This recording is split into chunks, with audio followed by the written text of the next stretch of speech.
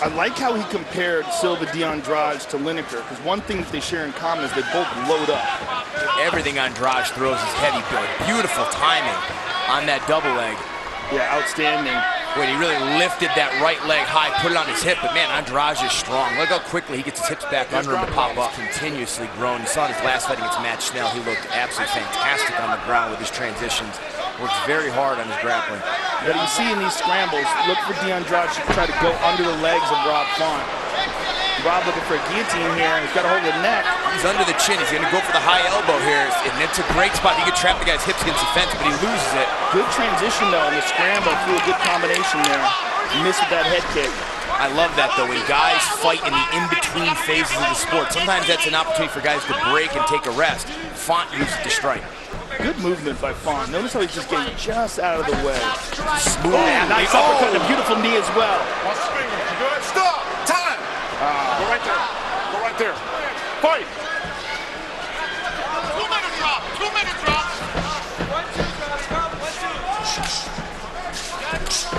Ooh, nice job by Silva de Andrade to split that guard of Rob Font. And that's one of the things he showed in his last fight against Briones. He was just more creative. Spinning back elbow, spinning back fist.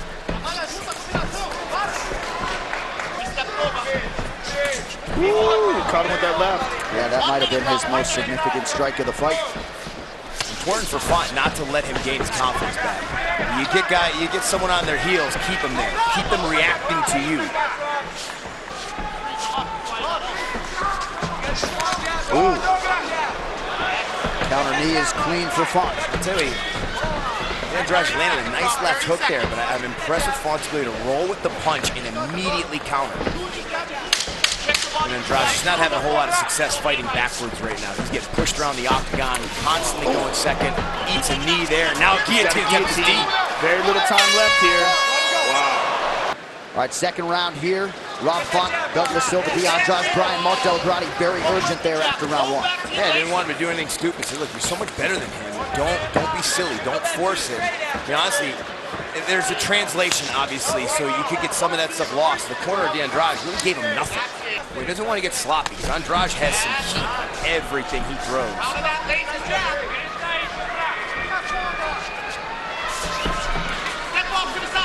Oh, good left hand there by Font. He gets a kick to the body, partially blocked. Ooh, good leg kick there by Andrade, but good capitalizing by Font. Everything Andrade does, you can see in his eyes. He's second-guessing his techniques. He's not putting it together, throwing one hard strike at a time. Too much one and done. Ooh, there's a beautiful right hand. And he used the jab to set it up and clear the way.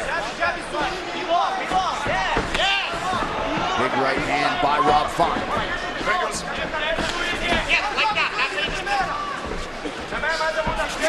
Some swelling around that left eye of Silva de Andrade. He's starting to land a few shots here. You're right, Brian. It's one and done, but a few significant strikes landing here midway through round two for the Brazilian. Well, everything he throws is hard, so if it lands, it's going to make an impact.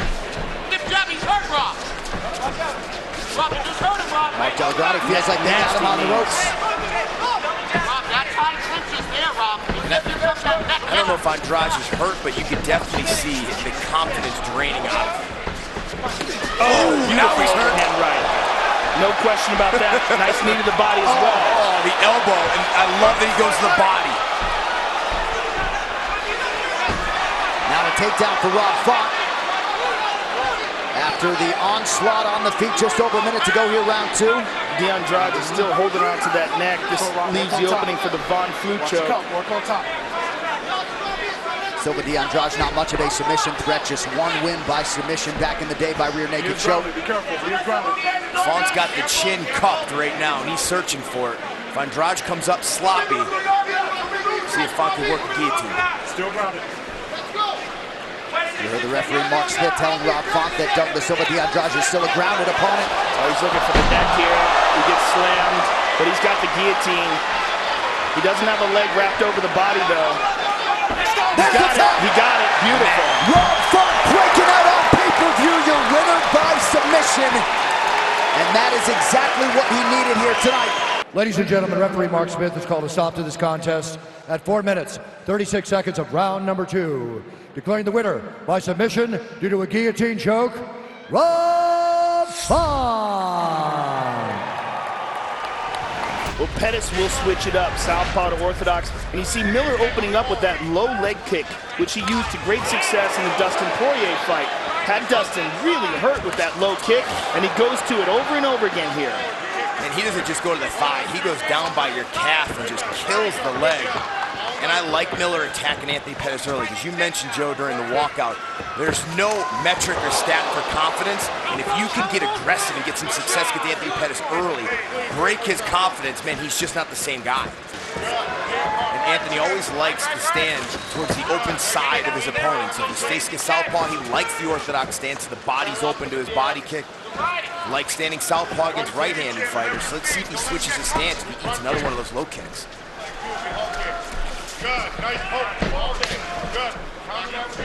Miller once again finding a home for that left kick.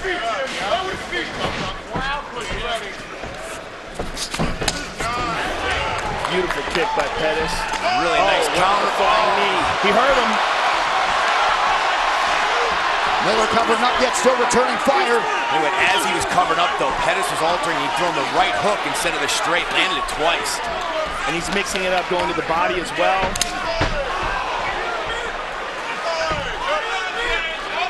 Back against the fence is not where Jim Miller wants to be. The fights he wins, he's pressing forward. He does a much better job when he can back his opponent up.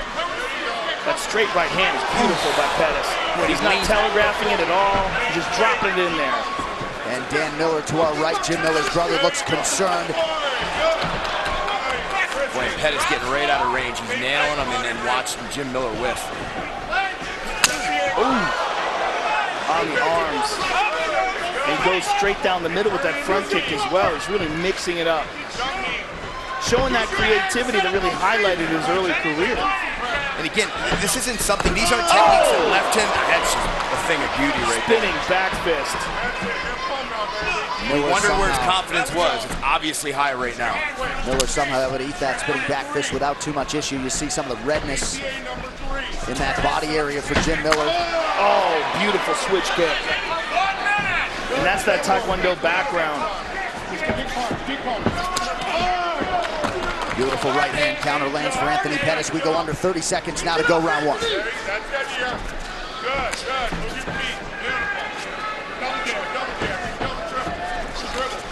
Boy, no takedown attempts from Miller yet. Not even just trying to look for a single to get his back off the fence. Nice shot to the body there, though. And landed the right hand over the top as well. Good kick to the body by Miller as well. Oh, head kick. He caught that one on the chin. He might have got wobbled. Pettis got a feeling about him now. Like he's energized, he's confident, and he's got momentum on his side now. Very important for Jim Miller to do something to break that rhythm now. Nice left hand there. Other than the Max Holloway fight, which he was kind of really depleted. He had no business being at 145 pounds. And that was what Gilbert Melendez tried unsuccessfully, and he got caught in a guillotine. Now, submitting Gilbert Melendez is just a huge feather in Anthony Pettis' cap and shows you how talented he is. Oh, he went high. Oh, huge opportunity here for Jim Miller. Just as his corner called for him to wrestle, there is that Jim Miller corner. For the triangle. If it's not instant, it's shame. Wow. He doesn't have it. Someone's bleeding. I believe it's Jim Miller who's bleeding badly. Able to squirm out. Helping him get out of the triangle attempts. I wonder where the cut is. It's hard for us to tell here with Miller's face down. He's going to come right back for the triangle there. Miller smartly postures up immediate. We're being told it was a head kick that opened up the cut. Yeah, it was a right high kick. And that's the same kick Miller caught to actually get this takedown. That's how tough Jim is. Miller just landed a good elbow from the top. He may have cut Pettis. But all the bleeding is actually making it harder for Anthony Pettis to get any grip and mount any offense with his guard. It's helping Jim Miller, who needed this top control time. 3 minutes here to go in round 2. It wouldn't be a Jim Miller fight unless both bodies were covered in blood. All Miller just missed on that, or so it appeared. Again, what Pettis is showing off of his back is not just good defensive ability, but he's threatening. You see, again, every time Miller tries to get out of there, Pettis is threatening. But now Miller's got his back. Now, here's what's interesting. The same blood that was a problem when Pettis is trying to set things up actually aids Miller if he's trying to get that arm under the neck. Because all that slipperiness is good if you can sink in a rear naked choke. I'll tell you what, I've grappled with Jim Miller before. He is deceptively strong on the ground for his weight. Look at this, look at this. Beautiful transition there, and Pettis is off the back. And Pettis is so smooth on the ground himself. Really nicely done. And Pettis, elbows. Yeah, no interest in letting Miller back to his feet. Some hard, short elbows by Pettis.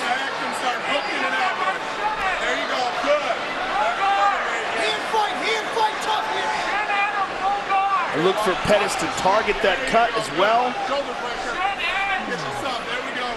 You hear Duke Rufus calling out for shoulder pressure. They want him to pass. And they don't want him to get swept. It's going to be very difficult for Miller to control Pettis' body here because of all the sweat, all the blood. Here's Miller's best opportunity to kick away and get up, and he needs to take advantage of it. Pettis nicely keeping the pressure on him.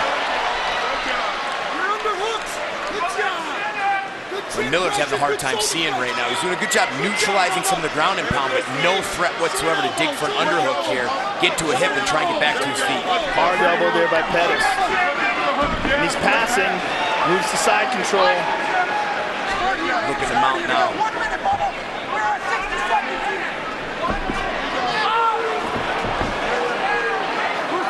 Less than a minute now to go here in round two. Pettis continuing to apply pressure here on the ground. And yeah, the vision of Jim Miller, a real factor here. He's looking for the Americana on the left arm of Jim Miller. He's staying really busy on top, which really it gives Miller no opportunity to try and scramble out of this position.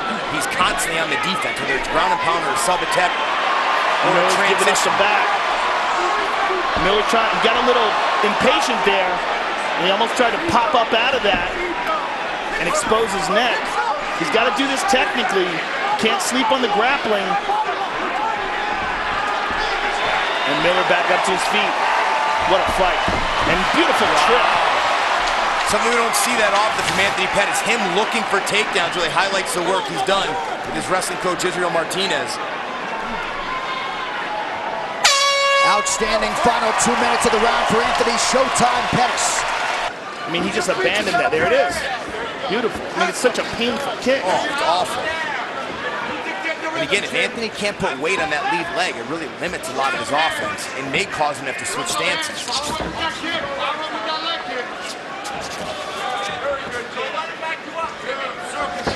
There it is again. And that's one of those kicks where just one or two of them can drastically reduce your ability to move. And that part of the body is just, it's not used to getting hit at all. So it's very new for fighters to eat that. Good. Too fast. Another excellent leg kick there by Miller. Beautiful jab, Ali style. Pettis right on the feet here. Not showing any ill effects from those kicks. That's it. Yeah, good kick. 2 minutes, kiddo. Keep moving those feet, No, he's moving those feet so Jim Miller can't hit him with those low kicks anymore. It's when he's standing stationary that Miller sets those up. Yeah, Miller's getting him in the transition like right here. Yep. Under 2 minutes now to go. Good shot from Miller, but Pettis stays upright. Excellent job, quickly digging for underhooks. Good balance from Anthony Pettis to defend that. Izzy style wrestling on display. Elbows there, Jim. Go, boy. Right elbows there, Jim. Minute 30. Elbow out, Jim. Elbow out. Good elbow. Interesting, too, because Pettis' corner was calling for that technique. They wanted him to throw the elbow. Left knee, Jim. Left knee. Left knee is dead. Elbow, Jim. Elbow.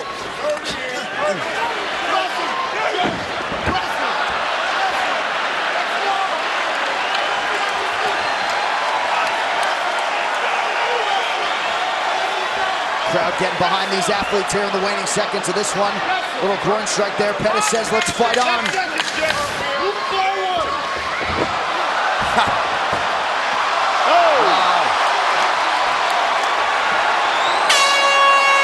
outstanding fight. Great fight. Between Anthony Showtime Pettis and Jim Miller, both guys pulling out all the stops down the stretch. Ladies and gentlemen, after 3 rounds, we go to the judges' scorecards for a decision. All 3 judges score this contest 30-27 for the winner by unanimous decision, Anthony Showtime Pettis.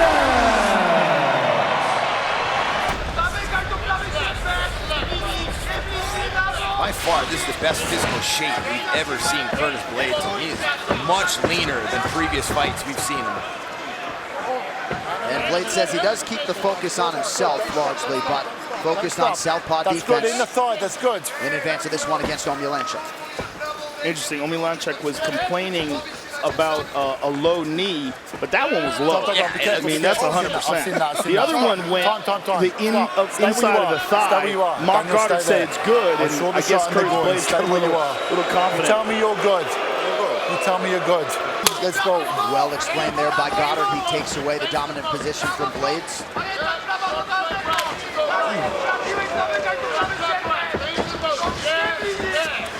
Just remarkable how some of these young athletes make improvements over 18 months or so. I mean, Curtis Blades looks like a totally different striker.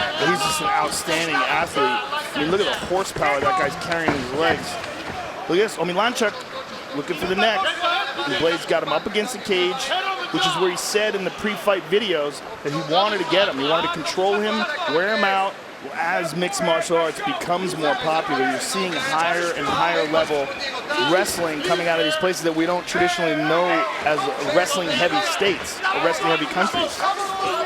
Yeah, we've seen Blades run through guys. I mean, this fight against Adam Milstead, I mean, Milstead could not stop the takedowns at all. Drove through him like a truck. And Lanchuk doing an excellent job using that right overhook, or the whizzer as we call it, and then fighting with the opposite arm to either get an underhook, or now he's fighting underneath the chin. 2 minutes now to go in round 1. Nice knee to the body by Blades.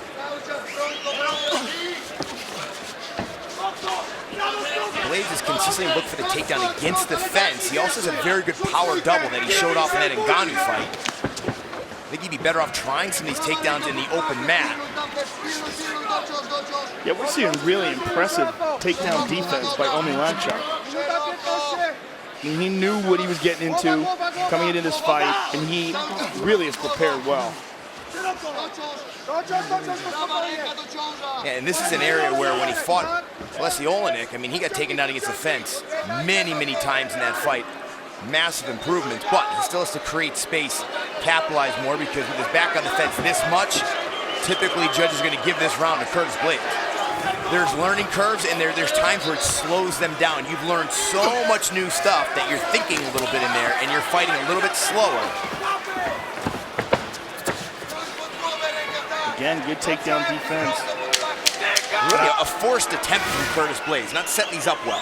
I like that Omiellanchuk is still throwing those kicks to the body, even though he knows the threat of a takedown is there. Yeah, caught him there. Yeah, he's got that very good left kick to the body that Omiellanchuk keeps landing. And Blades, a nice knee to the body and a right hand behind it. And again, Omiellanchuk using the fence to his advantage. Got a little winch there out of Curtis Blades, but he bails on the choke. He's not adjusting. He's not making any changes. It's difficult to figure out whether he's trying to just wear him down or whether he's just kind of stuck. And I think sometimes fighters, when they're in there, they find a comfort zone. Where, hey, you know what? I can't get punched by this guy who throws heavy. I'm safe here. Try to wrap that leg over the right hand of Curtis Blades. I think that's the issue, Bryce, just fighting that fatigue. Just over 3 minutes here to go, round 2.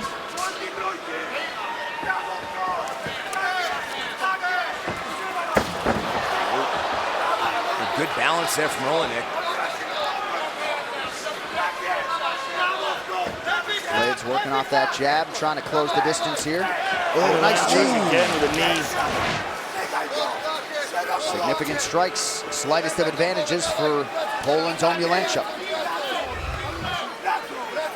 2.5 to go here, round 2. A lot of exhausting clinch work here. You know, it's interesting, even if he has a significant strike advantage, we know that Curtis Blades is the one that's pushing the attack. controlling the center of the octagon, and continually pressing Omiellanchuk up against the cage. Yeah, traditionally, we will see rounds like this score in Blade's favor, but two minutes left. Omiellanchuk still has time to try and steal this round. Yeah, he opens up. Continuing to show some different looks, now changes levels again, but once again up against the fence. It was a big telegraph for that shot. Yeah, he did at least, that was the deepest he got into the hips of Omiellanchuk and still failed. Blade's just a young guy who's learned a lot in the last year of his training, and all that new knowledge sometimes slows fighters down. There's a lull in their fight pace when you're learning so much. All the videos of hitting pads and all that other stuff is great, but if you can't come in here in the octagon and execute it. Mark Goddard is an excellent referee. He really is. Thought he handled that beautifully. Stern warning, didn't take a point away. Curtis I don't like that. I don't like him reaching like that from the outside. It's weird. I mean, previous fights, he's definitely shown better takedown attempts than that. That was telegraphed from way too far out and really high. There's a lot of excess movement in his punching as well. I mean, what I'm seeing is fatigue, Brian.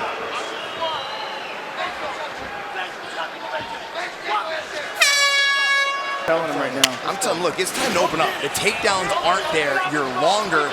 You've trained a ton of striking. Start to open up, throw your own kicks, your own punches, but do it at your range. He's still, oh, he got tagged. Yeah. He still seems vulnerable in these striking exchanges. He leaves these openings. Ooh. Ooh. What we had hoped coming into this fight was that Curtis, who's this young, very promising contender, was going to be tested. And we're seeing that tonight. Certainly. And again, I mean, there's just a huge transition from being able to look good on pads, look good in drills, and then doing it live against world-class opposition.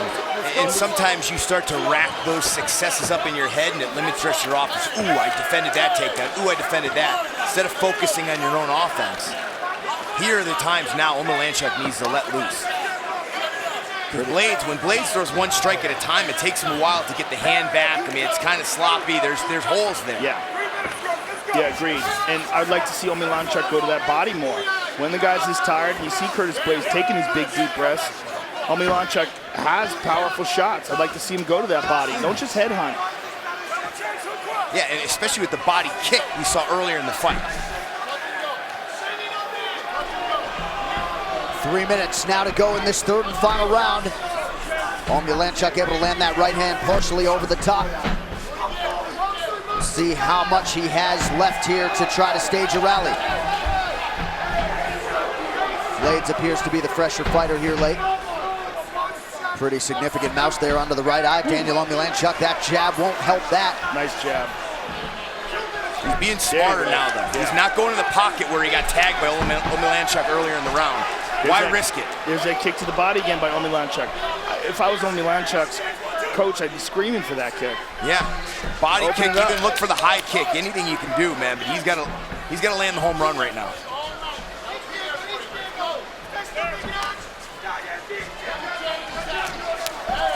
He landed the left hand there.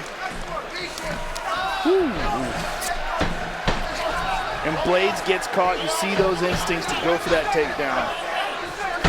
Oh, wow. Desperation shot from Omiellanchuk. Wait a minute. Hard elbows here by Blades, but Omiellanchuk still holding on to that leg. He's got that ankle turned up. If he can complete this takedown, Blades is stuffing it so far and punishing the body. Omiellanchuk stepping over with that left leg. And maybe in his mind, he thinks that he maybe won round two. If he spins, he's got it. Oh, almost. Knee.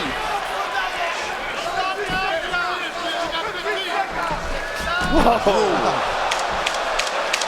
You don't expect that out of a guy who's built like that. Spinning wheel kick from a human fire hydrant. Yeah. Tagged him with that right hand. Ladies and gentlemen, after 3 rounds, we go to the judges' scorecards for decision. All 3 judges score the contest 30-27 for the winner by unanimous decision, Curtis Razor